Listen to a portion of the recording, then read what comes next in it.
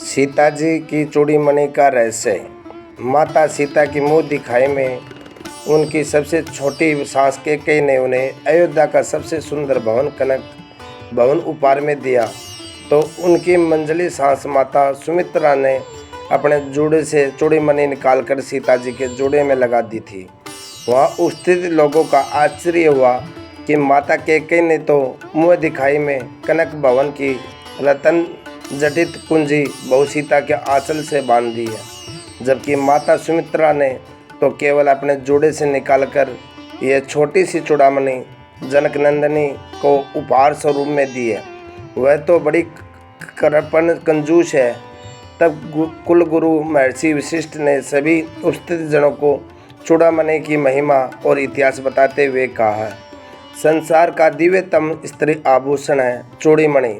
जूड़े में लगाए जाने वाला वह आभूषण है जिसकी समानता केवल श्रीमन नारायण के हृदय पर शोभायमान कौस्तुभ भवनी ही कर सकती है। संसार के समस्त आभूषण मिलकर भी इस चूड़ामणि की समानता नहीं कर सकते हैं।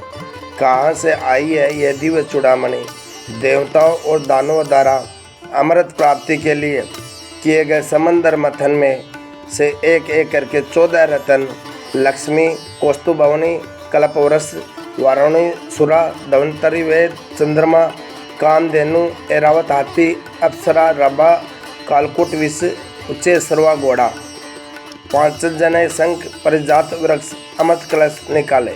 महालक्ष्मी के प्रगट से पहले उन्हीं के समान रूप रंग वाली अपूर्व सुंदरी रत्नकारी नंदिनी, जो कि समुद्र तनया थी, प्रकट हुई। भगवान श्री हरि को देखते ही रत्नकारिणी अपना हृदय उन्हें समर्पित कर बैठी। तभी भगवान की नित्य शक्ति शिरोधनता साक्षात महामाया लक्ष्मी जी प्रकट हो गई। उन्हें देखकर ऐसा जान पड़ता था मानो चकती हुई बिजली प्रकट हो गई हो। उन्होंने अपने हाथों में संबोधित सफ़ेद, नीले, पीले, लाल और करबूरी इन 5 रंगों की कमलमाला समस्त गुणों के आश्रय व निरपेक्ष भगवान नारायण को पहना दी और चुपचाप उनके अनुग्रह की प्रतीक्षा करती हुई उनके निकट स्थित हो गई। समुद्र की ज्येष्ठ पुत्री रत्नाकर नंदिनी मन महसूस कर वह खड़ी रह गई। उनके मन के भाव को जानकर श्री हरि स्वयं उनके पास जाकर बोले, मैं तुम्हारे मन के भाव को जानता हूँ। पृथ्वी का भार हरने के लिए मैं जब जब अवतार धारण करूँगा तब तुम मेरी सारणी शक्ति के रूप में अवतरित होगी। कलयुग के अंत में कलिक रूप में जब मैं प्रकट होऊंगा तब तुम्हें पूरी तरह अग्निकार करूँगा। अभी सत्ययुग है, त्रेता और द्वापर युग में तुम त्रिकुट पर्वत शिखर पर वैष्णवी नाम से अपनी मनोकामना पूर्ति के लिए तप करो। तब रत्नाकर नंदिनी ने अपने पिता द्वारा दी गई रतन जड़ित चूड़ीमणि, जिसे विश्वकर्मा ने बनाया था, अपने जूड़े से निकालकर श्री हरि को भेंट कर दी और तप करने के लिए चली गई। भगवान श्री हरि ने वह चूड़ामणि पास खड़े देवराज इंद्र को भेंट कर दी, क्योंकि वह उसे ललचाई दृष्टि से देख रहे थे। इंद्र ने वह चूड़ामणि इंद्राणी के केशों में सजा दी। देवराज इंद्र संबरासुर से बहुत दुखी थे, वे उसे पराजित नहीं कर पा रहे थे। उन्होंने संबरासुर से युद्ध में महाराजा दशरथ से सहायता मांगी। महारानी कैकेयी ने अपने पिता के यहाँ शस्त्र चलाना सीखा था और वे रथ हाँकने की विद्या में भी पारंगत थी। उनकी सहायता से महाराज दशरथ ने संबरासुर को परास्त कर दिया था। देवराज इंद्र के आमंत्रण पर वे महारानी कैकेयी के साथ संदेह देवलोक गए। इस अवसर पर इंद्र ने महाराज दशरथ को स्वर्गलोक की मंदाकिनी के राजहंस के 4 पंख भेंट किए और इंद्राणी ने चूड़ामणि महारानी कैकेयी को भेंट में देते हुए कहा, जिस स्त्री के केशों में यह दिव्य चूड़ामणि रहेगी उसका सौभाग्य अखंड रहेगा। उसके पति के राज्य में अकाल और अतिवृष्टि जैसी आपदाएं नहीं आएगी और कोई शत्रु उन्हें पराजित नहीं कर सकेगा। महारानी कैकेयी ने अयोध्या आकर वह चूड़ामणि यह सोचकर सुमित्रा जी को दे दी, मुझे तो महाराज दशरथ और प्रजा का प्यार वैसे ही सबसे ज़्यादा मिल रहा है। मंझली रानी सुमित्रा रात दिन परिवार की सुख सुविधा में लगी रहती है।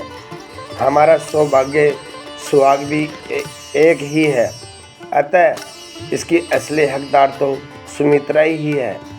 प्रभु श्री राम के विवाह के बाद माँ जानकी मुँह दिखाई की रस्म शुरू हुई।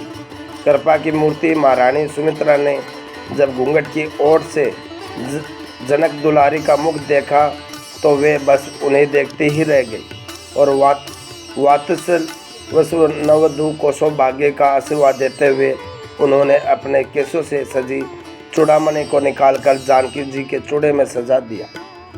वनवास के लिए जाते समय सीता जी के कांसे गेरुआ साड़ी तो धारण कर ली, परंतु कुलगुरु वशिष्ठ और उसकी पत्नी अरुंधति के कहने पर आभूषणों का त्याग नहीं किया।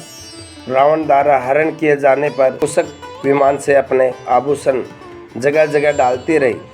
लंका पहुंचने तक केवल चूड़ामणि ही उनके पास शेष रही थी।